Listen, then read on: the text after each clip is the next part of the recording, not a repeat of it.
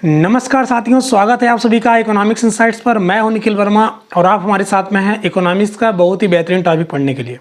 दोस्तों, मैं आपको बता दूं कि आज का हमारा जो सेशन होने वाला है, ये सेशन बहुत ही ज़्यादा इंपॉर्टेंट है। अगर मेरे चैनल पर पहली बार आ रहे हैं यानी पहली बार हमारे चैनल पर विजिट कर रहे हैं तो चैनल को सब्सक्राइब करना ना भूलें और वीडियो को अभी से ही लाइक कर दें और अपने दोस्तों के साथ भी इसको शेयर कर दें ताकि ये इन्फॉर्मेटिव वीडियो उनको भी मिल पाए। चलिए आज की वीडियो को हम शुरू करते हैं। दोस्तों, मैं आपको बता दूं कि आज का जो सेशन होने वाला है, इस सेशन में मैं आपको ये बताऊंगा कि कोई भी उत्पादक है, वो उत्पादक किसी एक विशेष उत्पादन को करने के लिए किन कम्बिनेशन को वो चूज करेगा, यानी किन संयोगों को वो चुनाव करेगा या चुनेगा। आज की वीडियो में हम आपको ये बताने वाले हैं। और दूसरी चीज़, यानी जो भी उत्पादक है, जो भी प्रोड्यूसर है, वह एक विशेष वस्तु के उत्पादन करने के लिए, यानी वस्तु की एक विशेष मात्रा का उत्पादन करने के लिए वह किन किन कम्बिनेशन को चूज करेगा, इसको हम समझते हैं। दोस्तों, मैं आपको बता दूं कि जो आपका समोत्पाद वक्र है, जिसको हम आइसो प्रोडक्ट कर्व बोलते हैं, वो क्या बताता है कि उस पर किसी वस्तु की एक समान मात्रा उत्पादित होती है। ये आपका समोत्पाद वक्र बताता है। और दूसरी चीज़, वहीं पर आपका जो सम लागत रेखा है, वो हमें क्या बताता है? सम लागत रेखा हमें ये बताता है कि कोई भी प्रोड्यूसर है, जितना वो कुल व्यय करना चाहता है और जो आपके साधन की कीमत है, इन दोनों का अनुपात व्यक्त करता है, यानी इन दोनों का जो रेशियो है उसको बताता है। अब मान लेते हैं हम कि जो भी उत्पादक है या कोई फर्म है या कोई प्रोड्यूसर है, ठीक है, वो जाहिर सी बात है कि वो एक विशेष प्रकार का उत्पादन करने के लिए वो चाहेगा कि मेरी जो कॉस्ट आए, मेरी जो लागत आए, वो कम से कम आए और हम जो उत्पादन करना चाहते हैं वो उत्पादन उतना ही हो। कहने का मतलब है कि यहाँ पर अगर देख सकते हैं कि जो भी मान लीजिए उत्पादक है, प्रोड्यूसर है, वो चाहता है कि हम 500 यूनिट का उत्पादन करें। अगर वो 500 यूनिट उत्पादन करना चाहता है तो जाहिर सी बात है उसके माइंड में कहीं ना कहीं ये बात तो जरूर आएगी कि 500 यूनिट का उत्पादन करने के लिए हम ऐसा कुछ करें, ऐसे कम्बिनेशन का हम चुनाव करें जिसकी वजह से हमारा जो कॉस्ट आए, हमारी जो लागत आए, वो कम से कम आए, यानी कम लागत पर हम 500 यूनिट जो उत्पादन है उसको आराम से कर लें। तो इस केस में वो क्या करता है? एक विशेष प्रकार के संयोग को चुनता है। ठीक है, अब हम समझते हैं कि जैसे आप ये डायग्राम देख रहे हैं, इस डायग्राम में आपको 3-4 यानी 4 आपको सम लागत रेखा दिखाई गई है और आपका एक आईपी यानी आइसो प्रोडक्ट कर्व यानी समोत्पाद वक्र दिखाया गया है। और इस समोत्पाद वक्र पर एक समान मात्रा में उत्पादन प्राप्त हो रही है, वो भी 500 यूनिट के बराबर। अब जो उत्पादक है वो 500 यूनिट को प्रोड्यूस करना चाहता है, यानी 500 यूनिट की मात्रा को उत्पादित करना चाहता है। अब समझते हैं कि वो कौन से सम लागत रेखा पर स्थित होगा और उस जो सम लागत रेखा है वो समोत्पाद वक्र को किस पॉइंट पर टच करेगा जहां पर जो प्रोड्यूसर है उसको कम लागत में 500 यूनिट का उत्पादन प्राप्त हो जाए। समझते हैं कैसे। जैसे कि आपको यहाँ पर देख रहे हैं, यहाँ पर जो ए बी है वो भी सम लागत रेखा है, आपका सी डी भी एक है और ई एफ भी है और जी एच भी है। ये सब आपके सम लागत रेखा हैं। ठीक है, अब समझते हैं कि आपका जो यानी आई पी है, आइसो प्रोडक्ट कर्व है, आइसो प्रोडक्ट कर्व, तो यानी आईपी वो कितना हो रही है? 500 यूनिट के बराबर।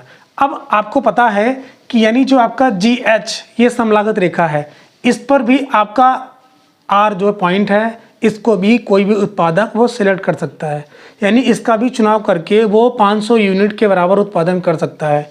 एस भी इसी प्रकार से वो चूज कर सकता है और साथ ही साथ वो टी और जे को भी वो चूज कर सकता है और साथ ही साथ E1 को भी वो चूज कर सकता है, E1 बिंदु को भी वो चुन सकता है, जिसकी वजह से उसको यानी उत्पादक को 500 यूनिट का उत्पादन प्राप्त होगा।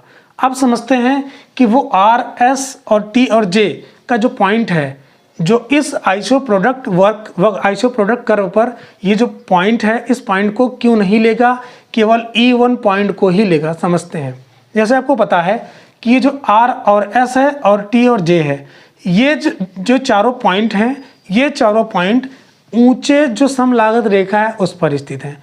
जाहिर सी बात है 500 यूनिट का उत्पादन करने के लिए जो उत्पादक है, अगर वह RS, T और J पॉइंट का सिलेक्शन करता है, पॉइंट को चूज करता है, तो जाहिर सी बात है इतने का उत्पादन करने के लिए उसको ज़्यादा लागत लगानी पड़ेगी, यानी वो ज़्यादा लागत लगा करके 500 यूनिट को प्रोड्यूस कर सकता है यहाँ पर। लेकिन वो ऐसा नहीं करेगा, उसको क्या करना है? ऑप्टिमम उसको कॉम्बिनेशन सिलेक्ट करना है। जैसा कि इस टाइटल का नाम ही है साधनों का अनुकूलतम संयोग, या इसको हम बोलें साधनों का न्यूनतम लागत संयोग। यानी आपका जो लागत हो, आपकी जो कास्ट हो मिनिमम हो, कम से कम हो, और जो आपका प्रोडक्शन हो यानी आपका जो उत्पादन हो वो ज़्यादा से ज़्यादा हो। इसका ध्येय कोई भी प्रोड्यूसर है, हम आप लोग भी यही चाहते हैं, हम आप लोग भी यही चाहते हैं ना कि जैसे हम आप भी कोई चीज़ बनाते हैं या कोई भी चीज़ करते हैं, सोचते यही है कि हम ज़्यादा से ज़्यादा चीज़ों को प्राप्त कर पाएँ, उसके तुलना में हम कम लागत लगाएं। हम यही, अगर मान लीजिए कि हम एक तैयारी करने वाले हैं तो हम यही चाहते हैं कि हम जल्दी से जल्दी नौकरी मिल जाए हमें, यानी कम टाइम में, यानी हमारा जो टाइम लगे वो कम लगे, लेकिन हमारी जो नौकरी लगे, हमारे जो जॉब लगे वो ज़्यादा इनकम वाला लगे, यानी हमारी सैलरी ज़्यादा मिले उसमें, ऐसा कुछ हो। और वहीं पर अगर एक प्रोड्यूसर है वो भी यही चाहता है कि मान लीजिए कि किसी पार्टिकुलर वस्तु का उत्पादन कर रहा है तो वो चाहेगा कि हम कम से कम खर्चे में ज़्यादा से ज़्यादा चीज़ उत्पादन करें और ज़्यादा से ज़्यादा अपने प्रॉफिट गेन करें।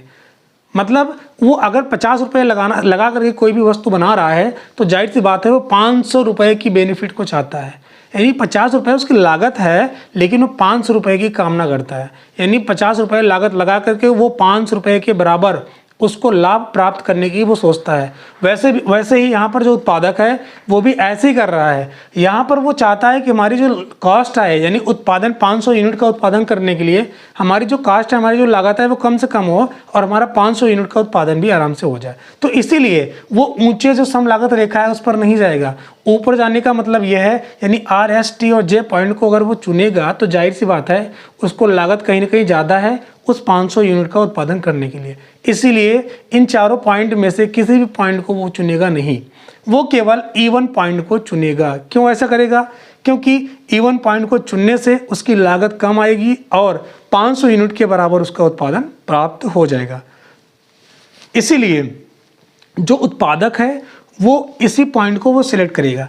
यानी जो आपका ये E1 पॉइंट है, E1 पॉइंट पर कोई भी उत्पादक है, कोई भी प्रोड्यूसर है, अगर कोई भी फर्म है, वो फर्म इस पॉइंट पर यानी E1 पॉइंट पर जहां पर आपका जो आइसो प्रोडक्ट कर्व है यानी समुत्पाद वक्र है वो सीधी सम लागत रेखा को E1 पॉइंट पर टच कर रहा है, इस पॉइंट पर कोई भी उत्पादक है, कोई भी फर्म है, उसको यहाँ पर अनुकूलतम संयोग प्राप्त होता है, जिसकी वजह से उसको 500 यूनिट के बराबर उत्पादन की मात्रा प्राप्त हो गई है और कहीं ना कहीं यहाँ पर मिनिमम लागत आ रही है, यानी मिनिमम कॉस्ट से वो 500 यूनिट का उत्पादन वो कर रहा है।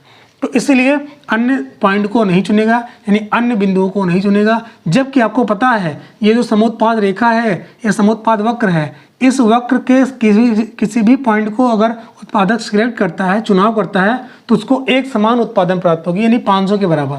लेकिन जैसा कि मैंने आपको बताया ऊंचे पर जाएगा तो उसकी लागत बढ़ जाएगी, जबकि उत्पादन उसको 500 ही करना है। तो यहाँ पर आप देख रहे हैं यहाँ पॉइंट पर भी वो 500 का उत्पादन करेगा लेकिन लागत कम से कम है। तो यहाँ पर जो उत्पादक है संयोग सिलेक्ट यानी संयोग के विषय में, यानी जो वो चुन रहा है उस विषय में वो यहाँ पर अनुकूलतम स्थिति में है, यानी संतुलन की अवस्था में है। तो उत्पादक यहाँ संतुलित अवस्था में हो जाएगा जिस पॉइंट पर वो कम लागत में 500 यूनिट के बराबर उत्पादन प्राप्त कर रहा है। तो ये आपका है, यानी ओ से लेकर के यन तक आपकी पूंजी यानी कैपिटल हो गई और यहाँ पर आपका लेबर हो गया। तो लेबर की OM क्वांटिटी और ON क्वांटिटी के बराबर कैपिटल, इतना वो प्रोड्यूस, इतना संयोग से वो 500 यूनिट के बराबर उत्पादन को प्राप्त कर रहा है या उत्पादन प्राप्त कर रहा है। आई होप आपके समझ में आया होगा कि जो साधनों का अनुकूलतम संयोग है या जो आपका न्यूनतम लागत से जो उत्पादन वो कर रहा है, यानी जो उत्पादक है वो किस पोजीशन में यानी किस बिंदु पर वो संतुलन की अवस्था में, आपको समझ में आ गया होगा। छोटा सा सेशन था ये सेशन, आई होप आपको ज़रूर समझ में आया होगा। अगर सेशन अच्छा लगा हो तो सेशन को लाइक करना ना भूलें और एक बार फिर से अपने दोस्तों के बाद भी इसको शेयर कर दें और आप हमें कमेंट बॉक्स में बताएं कि ये सेशन आपको कैसा लगा। आपका एक कमेंट हमारे लिए मोटिवेशन का काम करता है। जानकारी अच्छी लगी तो वीडियो को लाइक करें। मिलते हैं किसी और अच्छे सेशन के साथ, तब तक के लिए अपना ख्याल रखिए। धन्यवाद।